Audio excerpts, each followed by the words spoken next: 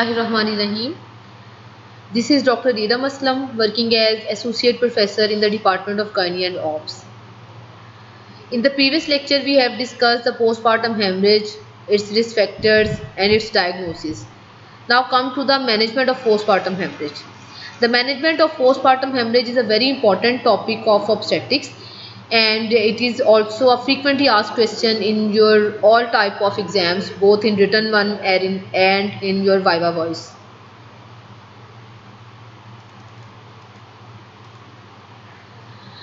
What are the principles of management of third stage? To empty the uterus of its contents and to make it contract, to replace the blood and to ensure effective hemostasis in traumatic bleeding. ठीक है. अच्छा, ये जो management है basically ये depend करती है on the type of the postpartum haemorrhage, ठीक है, और on the severity of the postpartum haemorrhage. ठीक है, जो माइनर पोस्टमार्टम हेमरेज है उसमें ऑब्वियसली आपको पेशेंट को रिससिटेट करने की जरूरत नहीं पड़ती, लेकिन मेजर या सीवियर वन जो पोस्टमार्टम हेमरेज है उनमें many times patient come in a state of shock, तो obviously you have to manage the shock also. ठीक है, दोनों चीज़ें आपने साइड बाय साइड करनी है. साथ साथ पेशेंट को की एबीसी मेंटेन करनी है, उसका शॉक मैनेज करना है, साथ साथ आपने कॉज ढूंढने की कोशिश करनी है कि पेशेंट को पोस्टमार्टम हेमरेज क्यों हुआ है, साथ साथ उसे मैनेज करना है. ठीक है, पहले भी हमने लास्ट सेक्शन में ये बात की थी कि uterus can not contract until and unless it is empty. ठीक है, तो जब तक एम्प्टी नहीं होती तब तक कॉन्ट्रैक्ट नहीं करती, तब तक एटोनी रहती है, ब्लीडिंग ज़्यादा होती रहती है. इसलिए आपने ये कोशिश करनी है कि एज अर्ली एज पॉसिबल आप यूट्रस को एम्प्टी कर दें. ठीक है, फिर साथ साथ आपने हाइपोवोलीमिया करेक्ट करना, जितनी ब्लीडिंग हो रही है उसके साथ साथ ब्लड देना है. अगर ब्लड अवेलेबल नहीं है, फ्रेश फ्रोजन प्लाज्मा देना है या दूसरे क्रिस्टलाइड्स और कोलाइड्स देने हैं. और अगर patient in a state of shock है तो साथ साथ उसकी एबीसी मेंटेन करनी है. Before management we should discuss the prevention of the postpartum haemorrhage. ठीक है, in the antenatal period you should improve the health status of the women and to keep the hemoglobin level above 10 और above 11. ठीक है, असल में होता यही है कि जो एनीमिक पेशेंट्स हैं अगर उनको पोस्टमार्टम हेमरेज हो जाए तो they fight it in a very poor way. ठीक है, क्योंकि वो पहले ही एनीमिक होती हैं, थोड़ी सी उनकी ज़्यादा ब्लीडिंग होती है तो साथ ही उनकी एचबी और ड्रॉप हो जाती है, साथ ही उनका जो सारा हीमोस्टेसिस है वो डिस्टर्ब होना शुरू हो जाता है, शॉक में जाना शुरू हो जाती हैं. पेशेंट्स की हेल्थ बेहतर होगी, एचपी बेहतर होगी तो ऑब्वियसली वो बेहतर तरीके से कॉम्बैट करेंगी. Blood grouping should be done for all women so that no time is wasted during pregnancy और ड्यूरिंग इंट्रापार्टम. ठीक है, सारे पेशेंट्स का आपको ब्लड ग्रुप पता हो ताकि अगर पेशेंट पोस्टमार्टम हेमरेज में जाए तो आप फ़ौरन उसका जो है ब्लड अरेंज करें. ये नहीं कि पहले आपने उस वक्त फिर उसका ब्लड ग्रुप चेक करने के लिए भिजवा दिया, अब उसमें घंटा लग गया और ये सारे प्रॉब्लम्स में टाइम वेस्ट नहीं करना. The high-risk patients who are likely to develop postpartum hemorrhage, such as twins and polyhydramnios, they are to be screened and delivered in a well-equipped hospital. ठीक है, पहले से आपको प्रिपेयर होना चाहिए. Then placental localization must be done in all women with previous cesarean delivery by ultrasound or MRI to detect placenta accreta और percreta. ठीक है, placenta accreta और percreta में क्या होता है कि morbidly adherent placenta होते हैं, स्पेशली जो पेशेंट्स जिनमें पहले सिजेरियन सेक्शन हुआ होता है तो सिजेरियन स्कार के साथ जो प्लेसेंटा एडहेयर होता है उसको डिलीवर करना बड़ा मुश्किल हो जाता है. ठीक है, अगर वो एक तो ये कि प्लेसेंटा पूरी तरह डिलीवर नहीं होता और अगर आप उसे डिलीवर करने की कोशिश करते हैं तो वहाँ से स्कार जो है वो रप्चर हो जाता है जिसकी वजह से ब्लीडिंग बहुत हैवी होती है. इसलिए अगर आपको लगे कि जितने जो पेशेंट्स हैं जिनमें प्रीवियस सिजेरियन हुआ है उनमें एंटीरियर प्लेसेंटा है तो आपको या तो एमआरआई करा लें या किसी एक्सपर्ट सोनोलॉजिस्ट से हमें ये पता चलाना ज़रूरी है कि प्लेसेंटा जो है एक तो ये कि लो लाइंग तो नहीं है और अगर लो लाइंग है या इंटीरियर वॉल है तो कहीं वो मॉर्बिडली एडहेरेंट तो नहीं है.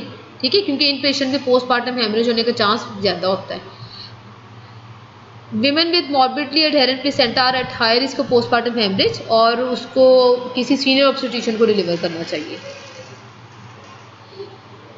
ड्यूरिंग लेबर क्या करना है, आपने active management of third stage of labour करनी है. जैसे हमने पहले ही डिस्कस किया कि हमने इसको जो प्लेसेंटा और मेम्ब्रेन्स को जो डिलीवर करना है या जो थर्ड स्टेज ऑफ लेबर को जो मैनेज करना है वो एक्टिवली करना है, वो हमने फिजियोलॉजिकल मेथड से नहीं करना.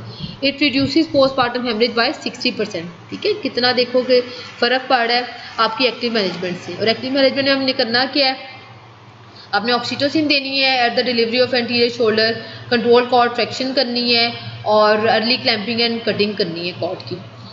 The cases with induced or augmented labor by oxytocin, the infusion should be continued for at least 1 hour after the delivery. ठीक है, क्योंकि वो जो मायोमीडियन मसल फाइबर्स हैं उन्हें ऑक्सीटोसिन से कॉन्ट्रैक्ट होने की आदत पड़ी हुई है, तो अगर आप फ़ौरन ऑक्सीटोसिन उतार देंगे तो यूट्रस रिलैक्स हो जाएगी. Women delivered by cesarean section में क्या करना है, oxytocin 5 unit slow IV is to be given to reduce blood loss. ठीक है, और spontaneous separation of the delivery of the placenta reduces blood loss. फ़ौरन बेबी आउट करने के बाद जब आप सेक्शन में बेबी आउट करते हैं तो उसके फ़ौरन बाद प्लेसेंटा को खींचना नहीं शुरू हो जाना, वरना उससे फिर आधा टूट जाता है, आधी कभी और टूट जाती है, ब्लीडिंग ज़्यादा होती है. तो उसको थोड़ा टाइम देना ताकि वो खुद ही सेपरेट और खुद ही डिलीवर हो. Then exploration of the uterovaginal canal for evidence of trauma following difficult labor or instrumental delivery. आपने फ़ौरन जब भी फोर्सेप से डिलीवर किया है, वैक्यूम से डिलीवर किया है, या आपको लगा कि पेशेंट ने बड़ी प्रलॉन्ग्ड और डिफ़िकल्ट लेबर रही है, तो उसके बाद आपने सारी वेजाइनल वॉल्स, सर्विक्स, पेरीयूरेथ्रल एरिया अच्छी तरह एक्सप्लोर करना है. अगर जहाँ जहाँ पे आपको टीयर्स मिले वो फ़ौरन स्टिच करने हैं, ताकि ये ना हो पेशेंट बाद में ब्लीड करती रहे और फिर आप अपना वो ढूंढते रहें. Then expert obstetric anesthetist is needed when the delivery is conducted under general anesthesia. क्योंकि ये ना हो कि भी इतना ज़्यादा जीए दे दे कि सारे जो स्मूथ मसल्स ऑफ यूट्रस हैं वो भी रिलैक्स हो जाए, जिससे पेशेंट एटोनी में चला जाए. Examination of placenta and membrane should be a routine so as to detect the earliest any missing part. ठीक है, पहले पिछले लेक्चर में भी हमने यही बात की कि जब आप प्लेसेंटा और मेम्ब्रेन्स डिलीवर करते हैं तो आपने फ़ौरन उसे डिलीवरी टेबल पे रख के सारा देखना है कि इसका प्लेसेंटा का कोई कॉटिलीडन मिस तो नहीं है, या मेम्ब्रेन्स का कोई पार्ट ऐसा तो नहीं है जो अंदर रह गया है. ठीक है, उस वक्त भी हमने ये बात की थी कि सिर्फ जो सेंचुरेट लोब होता है प्लेसेंटा का, which is an extra lobe of placenta, you might miss it, क्योंकि वो आपको देखने में ये लगता है कि प्लेसेंटा कंप्लीट है, लेकिन असल में प्लेसेंटा का क्योंकि एक एक्स्ट्रा लोब है वो कहीं ऊपर फंडस की जगह पे पड़ा हुआ है, वो आपको नज़र नहीं आ रहा, तो उसका भी ज़हन में रखना है अगर पेशेंट को ब्लीडिंग होती रही तो.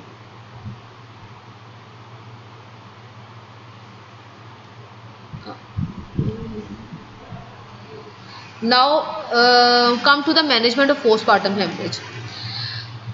As the postpartum hemorrhage is an obstetrical emergency, तो obstetrical emergency में सबसे पहला जो पार्ट होता है वो कॉल फॉर हेल्प होता है. ठीक है, कॉल फॉर हेल्प का मतलब ये नहीं होता कि आपने अफरा तफरी मचा देनी है, हाय हाय डाल देनी है.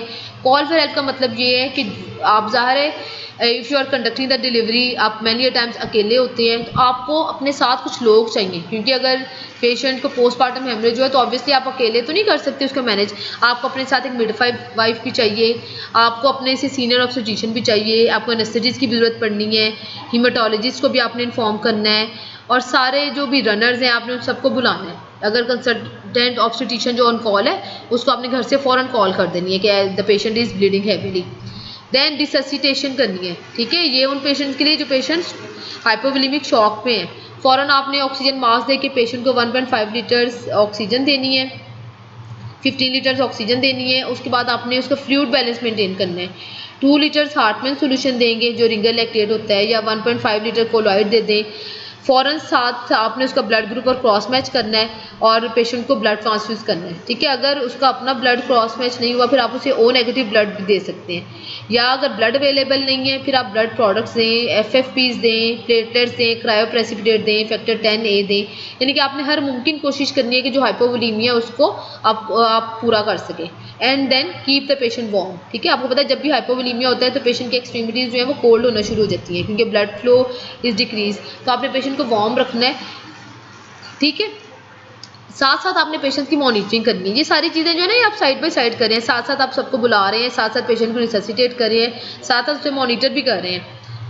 इसीलिए तो आपको इतने सारे लोग चाहिए. फ़ौरन आपने पेशेंट की IV लाइन सेव करनी है और एक लार्ज बोर कैनुला से, 14 गेज कैनुला से या 18 गेज कैनुला से, और 2 आपने IV लाइन सेव करनी है, ताकि आप, क्योंकि एक दफ़ा पेशेंट हाइपोवोलेमिक शॉक में चलेगी फिर आपको उसकी वेन्स नहीं मिलेंगी. फिर वेन्स इतनी ज़्यादा हाइपोवोलेमिक शॉक की वजह से कॉन्स्ट्रिक्ट हो जाती हैं कि फिर आपको IV लाइन सेव करना और पेशेंट की इंट्रावीनस जो इन्फ्यूजन देना बड़े मुश्किल हो जाएगा. इसलिए फ़ौरन आपने एक लार्ज बोर कैनुला से उसकी IV लाइन एक्सेस कर लेनी है. फिर आपने उसकी लैब्स भिजवानी है जिसमें फुल ब्लड काउंट भिजवाएँ, कोएगुलेशन प्रोफाइल भिजवाएँ, यूरिया इलेक्ट्रोलाइट्स भिजवाएँ, LFTs भिजवाएँ. फिर क्रॉस मैच करें कम से कम 4 यूनिट्स ऑफ ब्लड. ठीक है, साथ FFPs अरेंज करें, प्लेटलेट्स अरेंज करें, क्रायोप्रेसिपिटेट अरेंज करें. साथ ही पेशेंट की ECG करें और ऑक्सीमीटर लगा के उसकी ऑक्सीजन सेचुरेशन मालूम करें. कैथेटर पास करें ताकि आपको उसके पेशेंट का इनपुट आउटपुट मेंटेन करने में आसानी हो। वैसे भी जो पेशेंट हाइपोवोलेमिक शॉक में आया वो एंजियोरिक भी हो सकता है, या ये भी हो सकता है कि जो पेशेंट आपके पास इन अ स्टेट ऑफ शॉक आया है सीवियर पोस्टमार्टम हेमरेज की वजह से उसको एक्यूट रीनल फेलियर हो गया हो, तो आपको फिर ऑब्वियसली तब यूरिन आउटपुट नहीं मिलेगी, तो फोलिस कैथेटर डालना बड़ा ज़रूरी है। उसकी बेड साइड टेस्टिंग पे आइडियली तो एचबी होनी चाहिए, जो हमारे यहाँ अवेलेबल नहीं है। ब्लड प्रोडक्ट्स फ़ौरन आपने अरेंज करनी है, और सेंट्रल और आर्टीरियल लाइंस देखनी है। अगर आपको ये आईवी लाइन पेरिफेरल नहीं मिलती तो हो सकता है आपको उसको सीवीपी में डालनी पड़े। साथ ही उसकी जो मॉनिटरिंग चार्ट है वो शुरू कर लेना है, जिसमें उसकी ये सारी चीज़ें जो हैं pulse, blood pressure, respiratory rate, intake output, uterine contractility और ये सारी चीज़ें जो हैं वो आपने मेंटेन करनी है। Then weigh all swabs and estimate blood loss. ठीक है, ये यूजुअली हम नहीं करते। असल में ब्लड लॉस को जो एस्टिमेट करना है ना, ये बड़ा एक डिफ़िकल्ट टास्क है कि कितना किसी को ब्लड लॉस हुआ है। ठीक है, जो पेशेंट्स आपके सामने डिलीवर हुए हैं उनमें तो होता ही होता है, जो पेशेंट बाहर से पोस्टमार्टम हेमरेज में आ जाते हैं उनमें और भी मुश्किल है। ठीक है, एक तरीका ये है कि आप जितने भी जो प्री वेट स्वैब्स हैं, पहले जो स्वैब है आपसे खाली उसका वेट करें, उसके बाद जब वो सोक हो जाए फुली तो उसे फिर वेट करें, उससे फिर आप निकाल सकते हैं। ये एक तरीका है। देन मेडिकल ट्रीटमेंट फ़ौरन शुरू करें, बाई मैनुअल यूट्राइन कंप्रेशन करें। ठीक है, क्योंकि जो 60 to 80% ऑफ पेशेंट्स में जो पोस्टमार्टम हेमरेज होता है it is due to atony of the uterus, इसलिए आपने फ़ौरन ये सारा कुछ करना है जिससे यूट्रस कॉन्ट्रैक्ट हो। बाई मैनुअल यूट्राइन कंप्रेशन करनी है, ब्लैडर को एम्प्टी करना है, क्योंकि जो फुल ब्लैडर है वो यूट्रस को कॉन्ट्रैक्ट नहीं होने देना, तो फ़ौरन ही आपने फॉलिस डाल के उसके ब्लैडर को एम्प्टी कर देना है। देन ऑक्सीटोसिन 5 इंटरनेशनल यूनिट जो है वो 2 दफ़ा देनी है। ठीक है, एक दफ़ा लगा के स्टैट रिपीट करना है। एर्गोमेट्रिन 500 माइक्रोग्राम दें, फिर साथ ही आप ऑक्सीटोसिन इन्फ्यूजन स्टार्ट कर लें। ठीक है, 500 ml ऑफ नॉर्मल सेलाइन में 40 यूनिट्स ऑफ सिंटोसिन डाल के तो आप वो इन्फ्यूजन सेटअप कर लें। फिर प्रोस्टाग्लैंडिन F2 अल्फा दे दें, या मीज़ोप्रोस्टोल जो है 1000 माइक्रोग्राम रेक्टली। ठीक है, एक मीज़ोप्रोस्टोल जो होती है साइटोटेक या आर्थोटेक के नाम से जो आती है, ब्रिकी के नाम से भी आती है, 200 माइक्रोग्राम की होती है। ये आपने 4 या 5 जो है 800 माइक्रोग्राम भी कुछ बुक्स में लिखा होता है, ये आपने फ़ौरन पर रेक्टल रख देनी है ताकि वहाँ से लोकली एब्जॉर्ब होकर यूट्रस को कॉन्ट्रैक्ट करे। ठीक है, मैकेनिकल मेथड्स में हमारे पास क्या क्या, अगर सारी मेडिकल ट्रीटमेंट फेल हो जाती है फिर आपने मैकेनिकल मेथड्स करने हैं कि आपने इंट्रायूट्राइन बैलून टेम्पोनाट करना है, जिसमें आप एक बैलून डाल के यूट्रस में उसे इन्फ्लेट कर देते हैं। वो ज़ाहिर है बैलून जो है वो यूट्रस के अंदर जाके इतना ज़्यादा इन्फ्लेट होता है कि यूट्राइन वॉल्स के साथ इंटरफेस बनाता है और सारे जो मसल फाइबर्स हैं उन्हें कॉन्ट्रैक्ट कराता है। या यूट्राइन आर्टरी एम्बोलाइजेशन कर सकते हैं। ठीक है, you may involve the interventional radiologist, और वो यूट्राइन आर्टरी एम्बोलाइज करें ताकि जो blood supply to the uterus है उसको आप ब्लॉक कर दो। अगर ये सारे मेथड्स फेल हो जाते हैं फिर आप सर्जरी की तरफ जाते हैं, जिसमें आप ब्रेस सूचर अप्लाई कर सकते हैं। ठीक है, ब्रेस सूचर में क्या होता है कि आप यूट्रस को कॉन्ट्रैक्ट करवाते हैं by applying stitches on the surface of the uterus. You can also do bilateral uterine artery ligation. ठीक है, ये हम क्यों करें, हम क्योंकि यूट्रस की जो ब्लड सप्लाई है वो कम करना चाहते हैं। पहले भी हमने ये डिस्कस किया था कि uterus is a highly vascular organ, it is a highly perfused organ, और इसकी जो ब्लड सप्लाई बहुत ज़्यादा होती है specially during pregnancy and delivery. तो हम ये चाहते हैं कि जो आर्टरी जिसे सप्लाई करेंगे उसे ही ब्लॉक कर दें ताकि यूट्रस को इतना ज़्यादा ब्लड जाए ही ना जाएगा इतना ज़्यादा, ना इतना लॉस होगा। उसमें फिर आपके पास बाइलेटरल यूट्राइन आर्टरी लाइगेशन की ऑप्शन है, या bilateral internal iliac artery ligation की ऑप्शन है। अगर ये सारा कुछ फेल हो जाता है फिर आप ऑब्स्टेट्रिकल हिस्टेक्टमी कर देते हैं। ठीक है, अच्छा ऑब्स्टेट्रिकल हिस्टेक्टमी वैसे हमने लिखा हुआ एंड पे है, लेकिन मैनी टाइम्स आपको इसका डिसीजन जल्दी लेना पड़ता है। ठीक है, ज़रूरी नहीं कि आप जो सारे मैकेनिकल मेथड आपके पास अवेलेबल हों और आपको पता भी हो ये कैसे यूज़ करने हैं और ये आपने सारे स्टेप से गुजर के ही हिस्टेक्टमी तक जाना है, ऐसा नहीं है। बहुत सारे सेटअप्स में, जैसे अब हमारे पास बहुत सारे सेटअप्स में इंट्रायूट्राइन बैलून टेम्पोनाट की सहूलत मौजूद नहीं है, इंटरवेंशनल रेडियोलॉजिस्ट नहीं है, उसमें फिर हम जो जो कर सकते हैं हम वो कर लेंगे। ठीक है, हो सकता है कि हम मेडिकल ट्रीटमेंट के बाद हमें लगे कि नहीं ये पेशेंट बहुत हैवीली ब्लीड कर रही है, ये शॉक में जा रही है, तो आप फ़ौरन ऑब्स्टेट्रिकल हिस्टेक्टमी कर दें। ठीक है, पहले जितनी कॉन्फिडेंशियल इंक्वायरीज हुई हैं मैटरनल डेथ्स की, उनमें उन्होंने कहा था कि ये इसलिए हुई हैं क्योंकि ऑब्स्टेट्रिकल हिस्टेक्टमी जो है उसका डिसीजन बहुत लेट लिया गया है। ठीक है, सोचते रहे करते रहे कोशिश, ये कर लें वो कर लें, उतनी देर में पेशेंट ने इतना ब्लीड कर लिया कि वो इरिवर्सिबल शॉक में चली गई। ठीक है, तो अब आपने क्या करना है कि आपने ये पेशेंट को ये बेसिकली आपने असेस करना है। अगर आपको लगे कि पेशेंट आपका इस तरह से है कि आपके हाथों से निकलता जा रहा है तो आप जल्दी हिस्टेक्टमी कर लें। ठीक है, post operative care of these patient should be in an ICU। अच्छा, अब ये कुछ डिटेल्स हैं हमारे पास, जिसमें हमारे पास यूट्राइन आर्टरी लाइगेशन है, बीरी सूचर है। ठीक है, मेरा ख्याल है हम पहले यूट्राइन इन्वर्जन डिस्कस कर लेते हैं। ठीक है, ये जो बीरी सूचर की एप्लीकेशन, ये यूट्राइन आर्टरी लाइगेशन, ये पढ़ लेंगे। Come to the uterine inversion. ठीक है, uterine inversion is also a complication of third stage of labour. ठीक है, it is basically the prolapse of the fundus to or through the cervix so that the uterus is turned inside out. Almost all cases of uterine inversion occur after delivery and it may be worsened by excess traction on the cord before placental separation. ठीक है, ये होता है mismanagement of third stage of labour से। आपने जब cord clamp और cut की, उसके बाद आपने सिर्फ उसे जेंटल ट्रैक्शन देनी है। ये नहीं कि आप उसी वक्त उसे खींचना शुरू कर दें कि मैं अभी प्लेसेंटा आउट करके फारग करूँ। ठीक है, प्लेसेंटा को आपने थोड़ा टाइम देना है कि वो डेसिडो बेजाली से सेपरेट हो जाए, सेपरेट हो, वहाँ पे क्लीवेज प्लेन बने, खुद ही प्लेसेंटा सेपरेट हो जाएगा। ठीक है, 5 to 10 मिनट्स आप वेट करें, डिलीवरी के टाइम भी वेट करें, सिजेरियन के टाइम भी वेट करें। ये नहीं कि फ़ौरन आपने खींच के तो यूट्रस को ही बाहर कर दिया। ठीक है, non puerperal uterine inversion is very rare and it is usually associated with tumours, for example polypoid leiomyomas. ठीक है, ज़्यादातर जो यूट्राइन इन्वर्जन होती हैं वो डिलीवरी के बाद होती है। कभी कभी क्रॉनिक इन्वर्जन होती है कि अंदर कोई बहुत बड़ा फाइब्रॉइड पड़ा हुआ है जिसकी वजह से यूट्रस बेचारी सारी लटक के बाहर आ गई, लेकिन नॉर्मली जो यूट्राइन इन्वर्जन जो होती है वो mismanage third stage of labour से ही होती है। It may be classified into an incomplete inversion और अ कंप्लीट इन्वर्जन। ठीक है, इनकम्प्लीट का क्या मतलब है कि थोड़ा सा पार्ट बाहर आया है, और कंप्लीट इन्वर्जन में सारी इनसाइड आउट आ गई है। ठीक है, acute inversion occurs immediately after delivery and before the cervix constricts. ठीक है, अभी सर्विक्स बंद नहीं हुई होती, जैसे ही बेबी डिलीवर होता है आपने कॉर्ड को एकदम खींचा और साथ ही पूरी की पूरी यूट्रस ही आपके हाथ में आ गई। Chronic inversion is noted more than 4 weeks after delivery. ये तो कभी कभी कोई पेशेंट आपके पास इस तरह से something coming out of vagina के साथ आए, तो या फीलिंग ऑफ वजाइनल लंप के साथ आए और आप उसे वजाइनल एग्जामिनेशन करें तो आपको पता चलता है कि there is a mass at the level of vulva, और आपको पता चलता है कि ये तो क्रॉनिक इन्वर्जन है। ठीक है, यूजुअली जो एक्यूट इन्वर्जन है वो डिलीवरी के बाद ही होती है। Incidence is 1 in 20,000। How you can diagnose the uterine inversion? You can diagnose on abdominal examination. A depression in the uterine fundus or even an absent fundus is noted on abdominal examination. ठीक है, आप पेट पे हाथ रखते हैं तो आपको funds ही नहीं मिलता, आप कहते हैं यूट्रस किधर है, तो uterus is actually inverted. Then pelvic examination पे ऑब्वियसली आपको पता चलता है। Then how you can manage the uterine inversion? You should try to do the manual repositioning of the uterus. ठीक है, सबसे पहले तो आपने कोशिश यही करनी है कि हाथ से ही आप यूट्रस को वापस उसकी जगह पे कर दें। It should begin as soon as the diagnosis of uterine inversion is made and initial attempt should be made to reposition the fundus.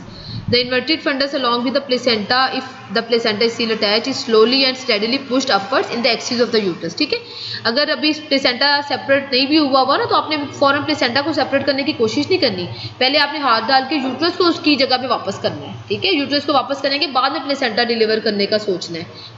If the initial attempt fail then induce general anaesthesia. ठीक है, देखा ना mismanagement of third stage of labour से कितनी ज़्यादा हमें मुसीबत पड़ी कि हमें पेशेंट को फ़ौरन एनेस्थीसिया देना पड़ा ताकि उसकी जो है वो यूट्रस जो आपने खींच के बाहर कर दी है उसे वापस अंदर करें।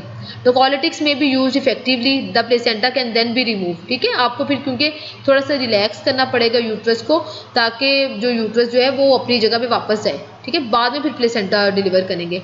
एंटीबायोटिक्स देनी पड़ेंगी, ज़ाहिर है आपने इतना मैनिपुलेट किया हुआ यूट्रस की फंडस जो नॉर्मली एक इनर्ट ऑर्गन था अंदर, वो आपने वो वजाइना में आ गई तो ऑब्वियसली इन्फेक्शन होने का चांस बहुत ज़्यादा है। ठीक है, उसके बाद जब एक दफ़ा हमने ये सारा कुछ कर लिया फिर आपने बाद में ऑक्सीटोसिन इन्फ्यूजन चलानी है। ठीक है, पहले आपको हो सकता है कि टोकोलाइज करना पड़े पेशेंट को अपने ये जो यूट्रस है इसको सारा कुछ वापस अपनी जगह पे करने के लिए।